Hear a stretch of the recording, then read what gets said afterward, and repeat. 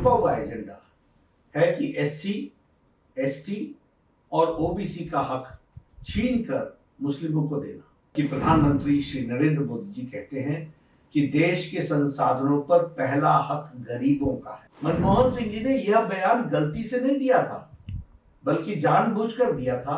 Sachar committee की report के माध्यम से गलत बयानी की गई और मुसलमानों की हालत दलितों से भी खराब है, ये कहा गया। कांग्रेस की एससी, एसटी और ओबीसी के अधिकारों पर डाका डालने की यह आदत बहुत पुरानी है। कांग्रेस और इंडी गठबंधन का हिडन एजेंडा, छुपा हुआ एजेंडा है कि एससी, एसटी और ओबीसी का हक छीन कर मुस्लिमों को देना। कांग्रेस कहती है कि देश के संसाधनों पर पहला हक मुसलमानों का है, जबकि प्रधानमंत्री श्री नरेंद्र मोदी जी कहते हैं कि देश के संसाधनों पर पहला हक गरीबों का है।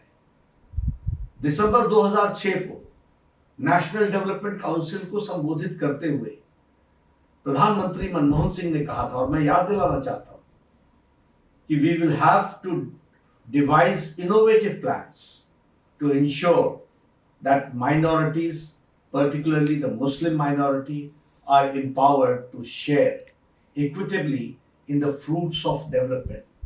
They must have the first claim on resources.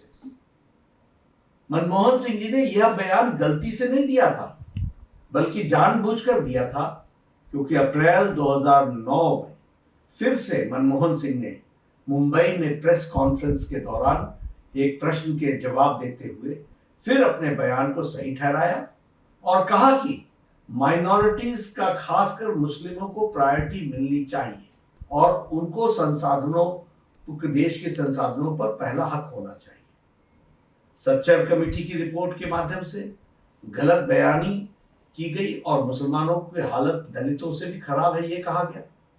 मतलब यह है कि कांग्रेस पहले से ही आधार बना रही थी कि येन केन प्रकारेण मुस्लिम को एससी, अनुसूचित जाति घोषित कर मुसलमानों को एससी आरक्षण की वैधता दिला दी जाए।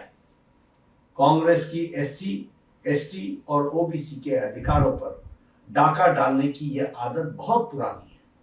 यहां तक कि बाबा साहब भीमराव अंबेडकर ने 27 अक्टूबर 1951 को कहा था कि पिछले 20 वर्षों में पंडित नेहरू ने 2000 भाषण दिए हैं, लेकिन उन्होंने एक बार भी अनुसूचित जाति के कल्याण के बारे में बात नहीं की है। इससे आप अंदाजा लगा सकते हैं कि कांग्रेस पार्टी को हमारे लोगों के प्रति कितनी सहानुभूति है। पंडित नेहरू हमेशा मुसलमानों के पक्ष में रहते हैं। मैं नहीं चाहता कि मुसलमानों की उपेक्षा हो, कदापि हम नहीं चाहते कि मुसलमानों की अपेक्षा हो, लेकिन मैं यह जरूर चाहता हूं कि मुसलमानों को अन्य समुदायों की कीमत पर अनुचित लाभ नहीं उठाना चाहिए। जिन्हें अधिक सुरक्षा की आवश्यकता है उन्हें ही लाभ मिलना चाहिए। कांग्रेस ने राष्ट्रीय धार्मिक और भाषाई अल्पसंख्यक आयोग का गठन कर यह साजिश रची कि मुसलमानों में भी जाति है, इसलिए उनमें भी एससी माना जाए और एससी लिस्ट में आरक्षण दिया जाए। कोई एससी अगर धर्म बदलकर मुसलमान बनता है तो उसका एससी दर्जा बना रहे, साथ ही ओबीसी के 27% से 6% काट कर मुसलमानों को आरक्षण दिया जाए।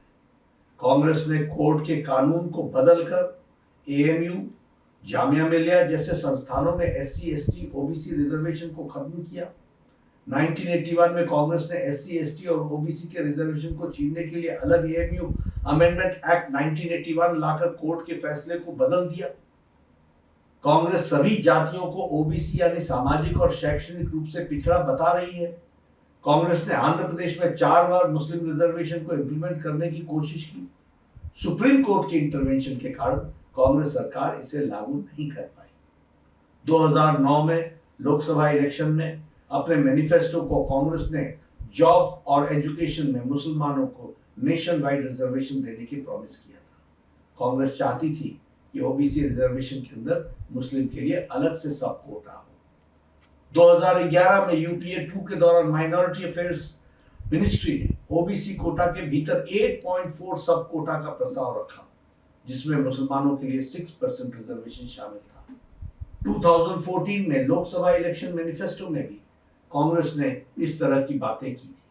इस बार भी कांग्रेस अपने मैनिफेस्टो में इसी तरह की बातें कर रही है।